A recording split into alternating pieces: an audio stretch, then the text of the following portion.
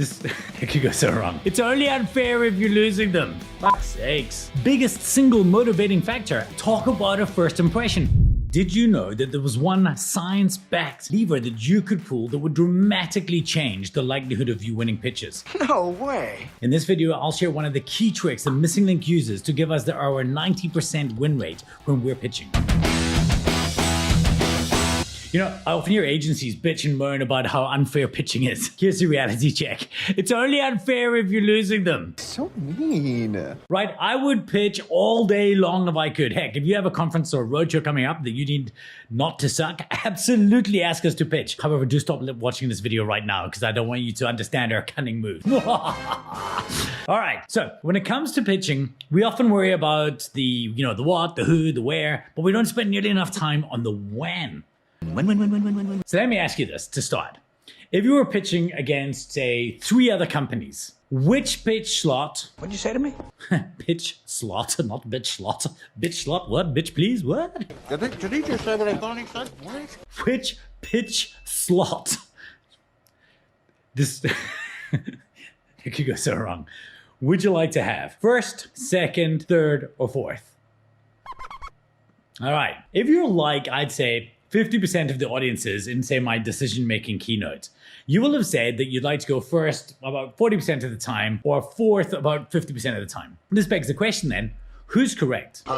That's definitely a valid question. Well, it turns out, depending on the circumstances, both. Ooh, I wasn't expecting that. You see, there's one key data point that comes into play here, and that is how long after the pitch is the client making the decision? If the customer is making the decision immediately after the pitch, you want to go last. This is called the recency effect. And if they're making the decision after some deliberation, let's say a few days or a week, well, then you want to go first. This is called the primacy effect. Now, let me explain to you how these work. So one of my all-time favorite books is called The Psychology of Judgment and Decision Making by Scott Plous. And in it, he discusses a study done around closing arguments by lawyers. And in the study, there were 4 different groups of jurors that watched the closing arguments of 2 kind of legal groups. So the first 2 groups had to give their verdicts immediately. One of them watched them in the order prosecutor, then defense, and the other watched them in the order defense, then prosecutor.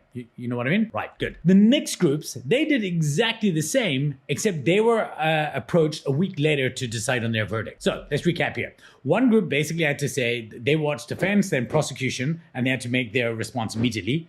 The second group, prosecution, defense, immediate. The third group, defense, prosecution, delay, verdict. And then the fourth group, prosecution, defense, delay, verdict. Make sense? I think I followed that. Right. So the surprising thing that the researchers found was that the biggest single motivating factor, and it made a massive difference, was deliberation time. When the jurors had to make their decision immediately, they found for the team that presented their closing arguments last. But when they had to delay, they found by a convincing margin for the team that presented first. And that actually makes the sense. Really? Again? And it actually makes sense, right? So if we're deciding immediately, we're kind of going to go with our heart. And of course, the last thing to emotionally affect us was the one that we'd seen the most recently. Of course, that effect fades over time. And then we go with our head. And as humans, we tend to remember the stuff that opened the note in our brains the best. So the short answer is, if you want to know when to pitch, ask them when they expect to let you know who won. It's that simple. Really? It really is. Now, as promised, I'm going to let you know how we at Missing Link make sure that we get the slot that we want. Honestly, it's easy. Tell me! After I ascertain which effect, primacy or recency, I want to evoke, I use a version of this simple line. Hi there, listen, I'd really love to be in this pitch myself. This job is super exciting. Unfortunately, I have a keynote in Durban that afternoon. Is there any way that I could, by any chance, present first? Otherwise, no worries. I mean, I can obviously just send a member of my team. And of course, if it's recency I want to evoke, same thing, but my gig is in the morning. So I've got a gig in the morning. Then would it be at all possible? I can, get back in time to present in the afternoon. Would that be possible? Oh, sneaky. I love that. Now, do you know what I never hear? No, because why would they care? If I'm the only person asking, chances are I'm going to get it. Oh, by the way, guys, I usually add in a line like, oh, and if at all possible, if you can accommodate me, I'll obviously move my flights to make sure that I'm back on time.